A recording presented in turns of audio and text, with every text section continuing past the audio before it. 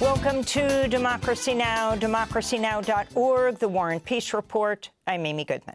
Israel bombed the headquarters of Iranian state television Monday in the latest escalation of Israel's war on Iran. Israel also assassinated another top Iranian official, Iran's new wartime chief of staff, Ali Shadmani. The bombing of Iranian state TV occurred during a live broadcast that was cut short as the studio began to fill with dust after the blast. What you observed, what you heard, this dust in the air.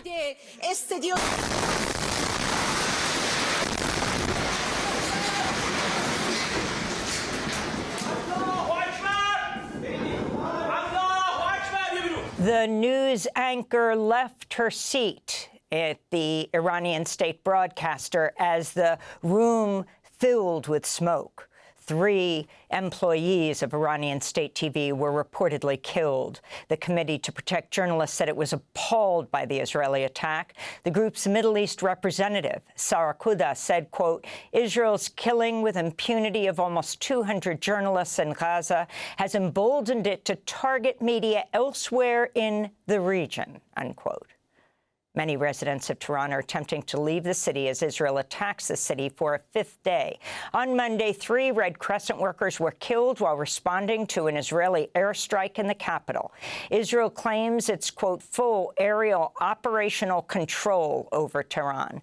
On Monday, President Trump wrote online, everyone should immediately evacuate Tehran, exclamation point. Iran is also continuing to fire missiles at Israel. On Monday, a major Israeli oil refinery in Haifa was shut down after being hit by a missile. Meanwhile, the Israeli Prime Minister Benjamin Netanyahu is refusing to rule out assassinating Iran's supreme leader, Ali Khamenei. He was questioned by ABC's Jonathan Karl. The president flatly rejected a plan, an opportunity that the Israelis had to take out the supreme leader. Do you understand his concern? My understanding is his concern is that this would escalate the conflict beyond where it is already. No, it's not going to escalate the conflict. It's going to end the conflict. On Monday, leaders of the G7, including President Trump, signed a statement calling for a, quote, de-escalation of hostilities in the Middle East, unquote, while also affirming Israel's right to defend itself, even though Israel launched the initial unprovoked attack on Iran. Trump left the G7 summit in Canada a day early. On his flight back to Washington, D.C., he told reporters he's seeking a, quote, real end to conflict, not a ceasefire. Trump said, quote, Iran cannot have a nuclear weapon. It's very simple, unquote. Trump also criticized French President Emmanuel Macron, who had said Trump left the G7 to negotiate a ceasefire. Meanwhile, Reuters reports the U.S. military has moved a large number of Air Force refueling aircraft to Europe. The U.S. aircraft carrier Nimitz is also heading to the Middle East. On Monday, Democratic Senator Tim Kaine introduced a war powers resolution to require Trump seek authorization from Congress before attacking Iran. Al Jazeera reports Israeli attacks have killed at least 74 people in Gaza since dawn, including 56 Palestinians seeking humanitarian aid in Khan Yunis. Many were killed by Israeli tank fire. On Monday, another 38 aid seekers were killed, fueling growing international condemnation of the shadowy U.S.-Israel-backed aid operation. Anna Halford of Doctors Without Borders described it as, quote, neither a humanitarian enterprise nor a system. This is basically lethal chaos, she said. UN Human Rights Chief Volker Turk has accused Israel of, quote, inflicting horrifying, unconscionable suffering on Palestinians, unquote. Meanwhile, French-Palestinian European Parliament member Rimah Hassan criticized her fellow lawmakers for remaining silent after she and 11 others were detained by Israel while attempting to deliver aid to Gaza as part of the Gaza Freedom Flotilla. As long as this parliament is silent, Europe will no longer be a voice for human rights, but the echo of its own complicity and political cowardice. June 8th, I was kidnapped at sea internationally by the Israeli army while I was on board a humanitarian ship on the way to Gaza. There were 12 of us on board the ship, including 10 European citizens. All have been kidnapped, deported by Israel, and illegally detained for several days. In a deafening silence of this parliament, no condemnation, no call for unconditional release. I was handcuffed, searched naked, handcuffed hands and feet. I was put in solitary confinement for having written Free Palestine in my cell. In news from Ukraine, a massive Russian missile and drone assault on Kiev has killed at least 14 people and wounded over 50 more. Local officials say it was one of the largest attacks on the Ukrainian capital since Russia invaded in 2022. Authorities report 30 apartments were destroyed in a single residential block. One U.S. citizen died from shrapnel wounds. In a separate strike, a Russian attack on the port city of Odessa injured 13 more people. The assault came as the Ukrainian President Volodymyr Zelensky headed to the G7 talks in Canada.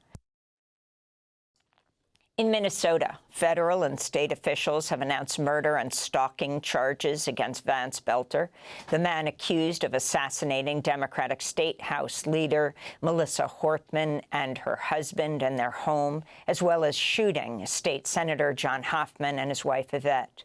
Joseph Thompson is acting U.S. Attorney for Minnesota. Political assassinations are rare. They strike at the very core of our democracy. But the details of Belter's crime are even worse. They are truly chilling. It is no exaggeration to say that his crimes are the stuff of nightmares. Belter stalked his victims like prey.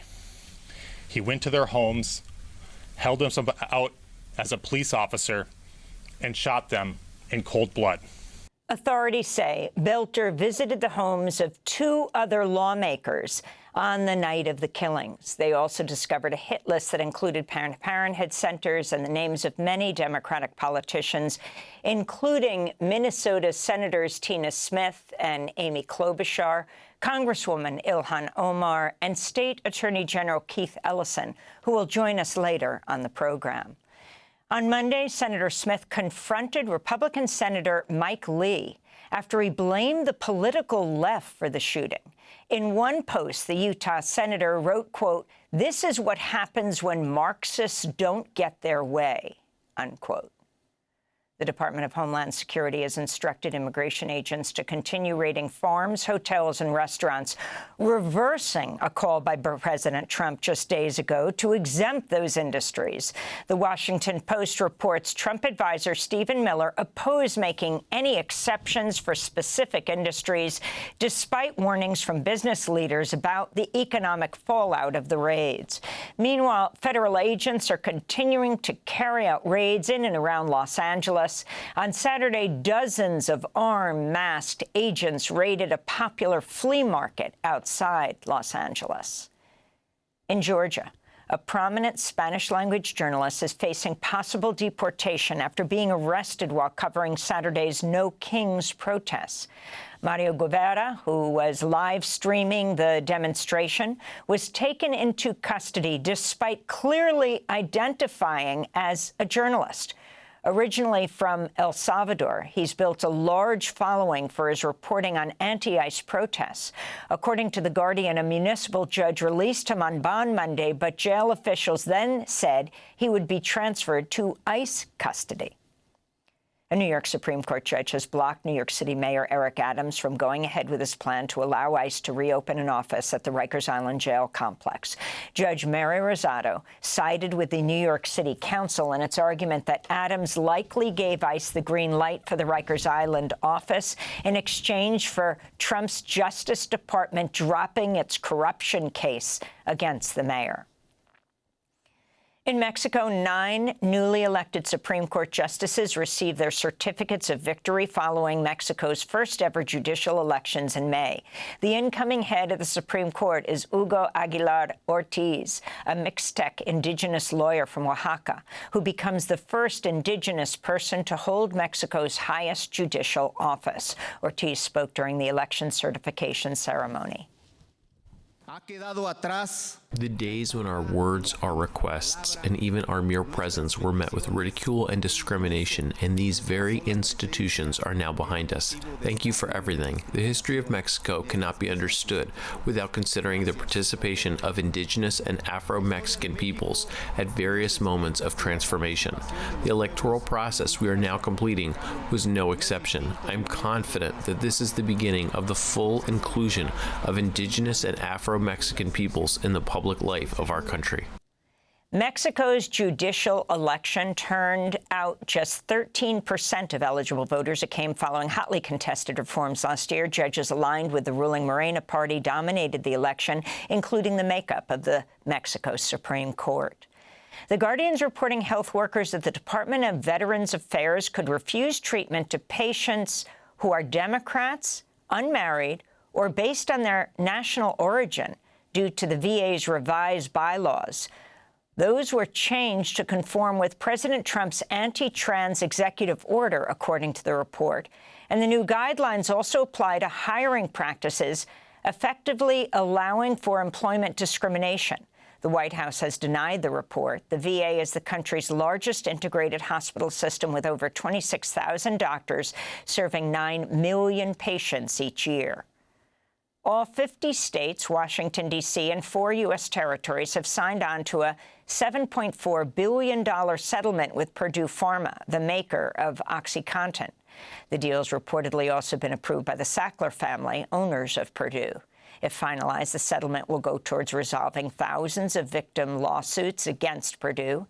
It'll also help fund addiction treatment, prevention, and recovery programs. Under the deal, the Sacklers will lose control over Purdue. The deal also does not shield the Sacklers from future opioid settlements, which they had previously fought for. Over 850,000 people have died from opioid-related overdoses in the United States since 1999. And the NAACP has announced it will not invite President Trump to its upcoming national convention in Charlotte, North Carolina. This marks the first time the organization's opted to exclude a sitting president in its 116-year history. NAACP President Derek Johnson said, quote, "Our mission is to advance civil rights, and the current president has made clear that his mission is to eliminate civil rights," he said. And those are some of the headlines. This is Democracy Now!, democracynow.org, The War and Peace Report. I'm Amy Goodman in New York, with Juan Gonzalez in Chicago. Hi, Juan. Hi, Amy, and welcome to all of our listeners and viewers across the country and around the world. Thanks for watching Democracy Now! On YouTube. Subscribe to the channel and turn on notifications to make sure you never miss a video. And for more of our audience-supported journalism, go to democracynow.org, where you can download our news app, sign up for our newsletter, subscribe to the daily podcast, and so much more.